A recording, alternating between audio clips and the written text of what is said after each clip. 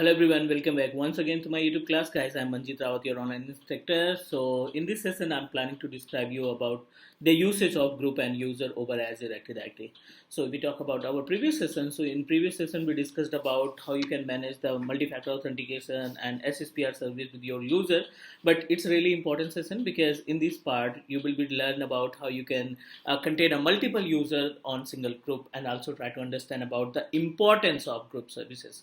So firstly, need to know about the usage, and after that, I'll will move ourselves to Azure portal and try to understand about how you can utilize practically, right? So let's try to understand about the usage of group. So what I'm going to do, I'm just going to compare our you can say that I'm going to compare our Azure Active Directory users and group to on-premises AD users and group, because you know that if we talk about the on-premises AD, so we are able to create the multiple user, we are able to create the group as well as it is if we talk about Azure Active Directory, Azure portal basically. So over Azure portal, we are also able to find the one option related to the Azure AD, right? So we already discussed about the difference between on-premises AD to Azure AD, and now I'm going to describe you about the difference between on-premises group and our Azure Active Directory group.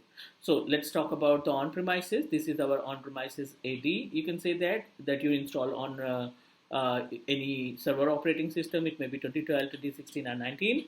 So as we know that if we talk about on-premises group, so on-premises group responsible to contain the users and computer. So and group is also categorized in two different parts, like as a that security and another is distribution, right? So we know that about if you create your group with the help of security options, so it means that you are planning to create you are planning to put the group for the policy, you want to distribute the policy, you want to apply the policy or security to multiple user at a time.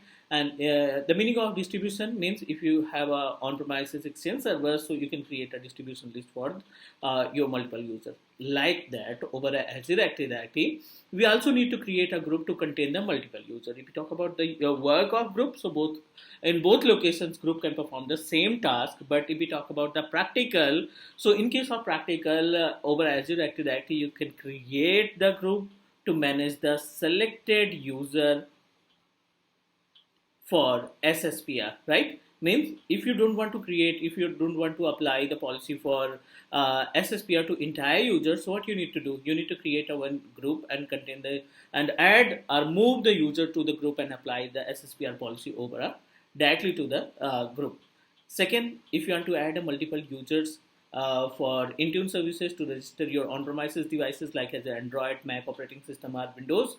So in case of Intune, so you must need to create a group and contain your entire user to group and then group directly connected to the Intune services. So this is the two important service that you can use to manage the group services. So I'm going to move our Azure portal, and over Azure portal will give you the proper step how you can manage the group services for SSPR and group services for our Intune service as well. So now we are on the page of Active Directory. We are on the page of our Azure portal. Let's click on security. And as we know that Active Directory is a part of security, so that's why you need to click on security and click on Azure Active Directory. See, we are able to find both options are available, user and groups. Let's try to understand about how many users are available. So there are two different user available. I'm just going to create one more, one or two different more user. Uh, Username Azure, display name also Azure, and create. Next, another user account I'm going to create with name of AWS, display name AWS. No need to do anything, just click create. Fine. So right now we have a three different user account, and I'm planning to create a SSPR for selected user. Means we want to create a SSPR for Azure and AWS. We don't want to apply the policy for SSPR. Means don't want to apply the service related to the SSPR to test user. So what you need to do, click on default Active Directory again, go to the group option and create a new group. So now click here And you can also use the group to provide the policy. You know that Azure contain multiple policy services. So if we talk about the group policy, you can create a security group and Office 365. So as discussed, if we talk about our theoretical part, so over on premises, we are also able to find the group type, security and distribution. Distribution responsible to manage the on premises exchange, and security responsible to provide the group policy, provide the another security kind of thing. So like that, over Azure portal, we are also able to see two different options. So Office 365, the meaning of Office 365, for example, you created a multiple user, you want to share few user information to Office 365 portal to provide the licenses of your Office product. So second, if we talk about security, so just like an on-premises, it is responsible to provide to contain the users. And in this part, you will apply the policy, apply the security or permissions to your multiple users. So I'm going to create a security user. Type the name of your use group. So I'm just going to create a name of create a group with name of training GRP. Okay, training group. You can say that.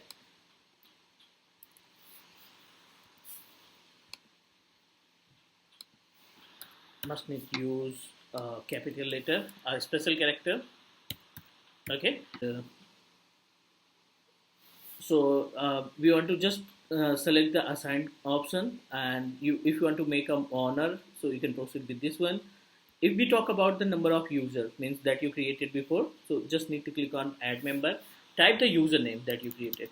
Like we created a with name of AWS, and we want to add a Azure as well. So we need to connect two different types of user, AWS and Azure. Select both user and click select option.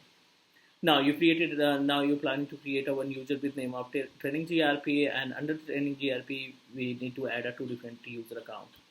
Now need to click on create button. We successfully created a new group with the name of training GRP. Let's talk about how you can utilize the group.